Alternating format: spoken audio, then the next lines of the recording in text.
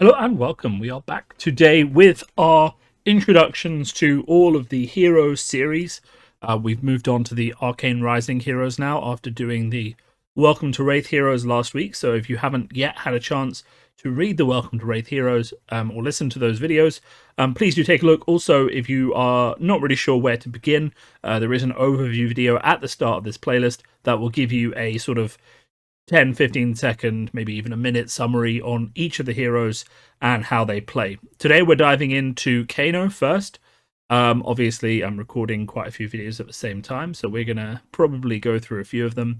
Also need to grab up a deck list, which we'll do in a second. So Kano is an interesting hero in the game. He's the only wizard we currently have as of recording this video. And he plays along a completely different aspect of the game than any of the other heroes. So previously we've kind of talked in the overview summary about Arcane Damage. Arcane Damage, for you new players, is just non-physical damage. It specifies Arcane Damage, and it cannot be blocked except by the use of a replacement effect called Arcane Barrier, where you trade resources to prevent Arcane, or by using Spell Void, where you blow up your equipment to soak up Arcane. And wizards have Arcane Damage as one of their primary methods of attacking people, but it's not.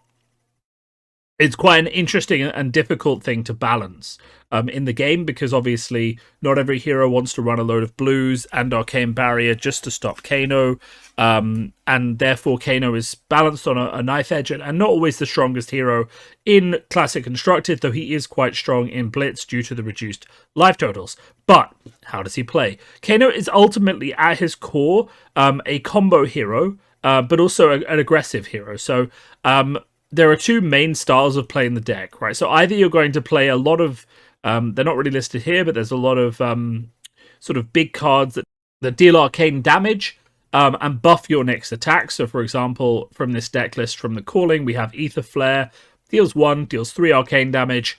The next card you play that deals arcane damage instead gains that much arcane damage plus X, where X is the amount of damage that actually got through. The important thing to understand about Kano, we can bring him back up again, is that a lot of his abilities require playing another ability after them to really maximize the effect, but not a lot of his abilities have Go Again. So the thing that you need to understand about Kano is that a lot of his gameplay revolves around his hero ability. You pitch 3 resources, you look at the top card of your deck. If it's a non-attack action, like Lesson in Lava or Forked Lightning or any of these other cards, then you may play it this turn, you may banish it, and if you do, you may play it this turn as if it was an instant. And of course, if it is an instant, it does not require an action point to spend. So if this was banished from the top of your deck by pitching a blue, you could then pitch another blue to play this and present 3 damage to your opponent. If the damage went through and it was an instant, you could then play a regular card with your action point for the turn, or how Kano ends up playing a lot of the time, on your opponent's turn, you could pitch another blue card to reveal the next card of the deck, and that would also let you combo those 2 cards together and deal damage. And if you'd pitched a blue to pay for the Ether Flare, you could then play something like a Voltic Bolt, which would get plus damage equal to the amount of damage an Ether Flare has dealt. And that's kind of like a way that Kano plays. However, it's important when you're playing Kano that you don't get too distracted by the fact that you can play on your opponent's turn. Obviously, it's a lot easier to play an Ether Flare into another card if only one of those cards came from the top of the deck and the other one is just played with your action point on your turn. But, however, I will say it does give you the option to kill your opponent on their turn. So if we remind ourselves what Arcane Barrier does, because that's very important to this, so if we just go to Robe of Rapture here, we'll see if your hero would be dealt arcane damage, you may play 1 resource instead. If you do, prevent 1 arcane damage that source would deal. That means decks, like, say, the Briar decks that kick around a lot, with a lot of red in, have difficulty blocking arcane damage. But it means that the decks that have a lot of blue in will find a lot easier to prevent the damage you deal. And for that reason, in matchups where there's a very aggressive deck with a lot of reds, often the matchup is actually just a race, where Kano will attempt to do as much damage as possible and then finish a combo with his big combo finishing specialization card, which doubles the amount of arcane damage that a hero has taken in a turn, because it deals X arcane damage, where X is the amount you've already dealt. So you can easily see how if I comboed Ether Flare into a Voltic Bolt and my opponent didn't have a lot of blues to block the damage, that I could easily do 8 damage and then 16 damage with Blazing Ether, all by pitching, 3 blues and having something in Arsenal, right? But that's not all there is to the class. Kano is, at his core, aside from when you're racing, a combo class. So let me pull up the elements of the combo here for you. We've got Sturdy Ether Winds, we've got Talismanic, we've got Storm Striders, we've got his weapon, and we've got Metacarpa's Node. So those are the main elements of the primary combo, right? So Kano's weapon will increase the damage of his next arcane damage by 1, which costs 1 resource, but is an instant, so can be activated on his opponent's turn. Then we have Storm Striders, which is 1 as an instant, destroy it. You can play your next wizard non-attack action this turn as though it was an instant. Of course, that's important because it removes an element of the randomness from the deck, because often if you're flipping the top card without seeing it or opting it, you could have a good card, you could have a bad card. Storm Striders lets you arsenal a card and then play that card as an instant, which is how you set up your primary combo. Sturdy Ether Winds, cost 2. You may play your next wizard non-attack action card this turn as if it was an instant, and if it has an effect that deals arcane damage, it instead deals that effect plus 3. So you can use Storm Striders, play Sturdy Ether Winds from your arsenal as an instant, and then play your next spell as an instant as well. A lot of the time people like to set up the deep combo with Forked Lightning by pitching for it during the game and things like that. And Forked Lightning has a quirk, which is that because it says deal arcane damage with 2 separate instances, it increases the arcane... when it gets a buff, it increases the amount of arcane damage both times when the buff. So Sturdy Ether Winds increases by plus 3, which would make our Forked Lightning deal 5 and 5, turning this into 10 damage. The important thing then to remember is that because it's from the same source, Arcane Barrier can only block up to as much Arcane Barrier as you have, but only block it once. So normally Arcane Barrier can block arcane damage from a single source once, which means if you're taking 1 damage from like 5 rune chants, you can pitch 5 resources and block all of that damage. But if you're taking 5 damage from 1 source, you can only block equal to the amount of arcane barrier you have. So if you have 3, you can only block 3 damage by pitching a blue, which means Forked Lightning, if they only have 3 arcane barrier, is how you do your big combo.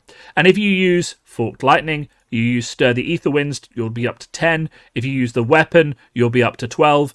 And if you use Metacarpa's Node, which lets you, whenever you play a card that deals arcane damage, you can play 1. If you do, you increase the damage. And then at the beginning of the turn, you destroy it. You can use this to buff the Forked Lightning again. And if you even set this up a bit further and you have a energy potion in play, you could potentially find a way to combo this into Blazing Ether and deal 28 damage in 1 turn. So people who like Kano really like that Kano power, and they like him in Blitz in terms of just burning the health down as quickly as possible. There are ways to, his cards mostly block for 3, so you do have ways to make the game last longer. You do also have a lot of smaller combos just throughout the deck that you can sort of play. You can play, we'll just run through a few of them. You've got stuff like Gaze the Ages. In terms of, the thing is, Kano's quite interesting for new players because he plays along a completely different axis, but because of that, he's difficult to learn. He teaches you the rules. You'll mess up a lot, but there's 2 things in his favor. The first thing is he's not very popular, so his cards end up being quite cheap. Even the legendary I've seen go for like 40 quid. And also, because he's playing along a different axis and he has to memorize all of these patterns, you just learn a massive amount playing Kano, and that can be quite cool. So he's quite a cheap hero. He's not the strongest, but he does have a lot of flex to him. Just to run through a few small combos. So Chain Lightning, you would play your next wizard non-attack action card as if it was an instant. If you played another wizard non-attack action card this turn, deal 3 arcane damage to each hero. Now remember that there is a chain/stack in this game, so you may play Chain Lightning. You can then play Snapback, which lets you play it as an instant if you've played another attack action before you resolve Chain Lightning, which will then turn on the second part of Chain Lightning, which is that it deals 3 arcane damage. And then you've played Snapback for 3 arcane. You've played Chain Lightning for 3 arcane, but then you can also resolve this part and play the next spell as an instant. What are you going to play with it? Is it going to be, is it going to be a Blazing Ether that will now deal 12 damage? Who knows? Sonic Boom is obviously a big combo card because it flips the top card of the deck. A lot of the time people will buff this and play it and use the helmet that's in this deck, which is the Talismanic Lens, to opt for 2. So look at the top 2 cards, and then they'll guarantee what they've pitched. You have to use the opt before you play the card, so just keep that in mind. At the early stages of the game, that wasn't the case. You could deal the damage, find out how much they were going to block, and then opt, but you can't actually do that.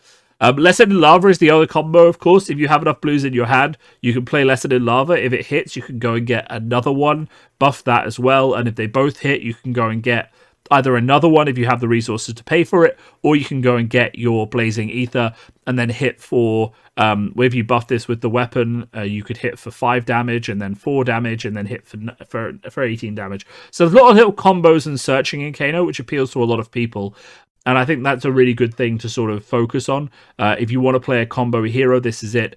It's one of those decks, and just a sort of a last comment, we see all these really cool cards and really cool art. It's one of these decks that really suffers from meta recognition. Essentially, because in CC, so the reason that Kano is bigger in Blitz than CC is because of the smaller health pools, right? He starts on 15 life, but everyone else starts on 20, which gives him an opportunity to kill them. But Kano is also weaker in Blitz in some ways, because in Blitz, because you have 11 equipment slots, everyone will bring their Null Rune armor, their Null Rune hoods, their whatever armor they have that has Null Rune on. Whereas in CC, it's kind of a question of, do people expect to see Kano? Because if they don't, they won't be bringing that much Arcane Barrier, which means often Kano can actually perform reasonably well. And we see that their Kano deck here actually came, it actually did quite well in the calling in Las Vegas, and that was because not a lot of people saw Kano as a real threat, and therefore didn't bring Null Rune to block, and because they didn't want to give up the sideboard slots for the cards, because remember, it's a single sideboard slot for every one of its equipment, and to properly block Kano, depending on your class, you usually need 3 Null Rune, which is 3 cards that could go to helping another matchup. So a lot of people didn't tech against Kano, because you can still beat him even if you don't, but then ultimately and invariably just ended up dying to the arcane damage because they didn't have a way to block it. So that's one of the things, though, that Kano, if everyone expects him in Classic Constructed, they will sideboard in those 3 cards, and then Kano's game becomes a lot more difficult, which makes him an interesting meta call when there's a very aggro meta running a lot of red-heavy decks, but doesn't necessarily make him a consistent choice if you want to just play the one hero for your entire time playing Flesh and Blood. And that is a good summary of Kano. Obviously, if you have any questions, do just ping them in the comments of the video, and I'll be more than happy to answer them. Thanks a lot for listening, and have a great day.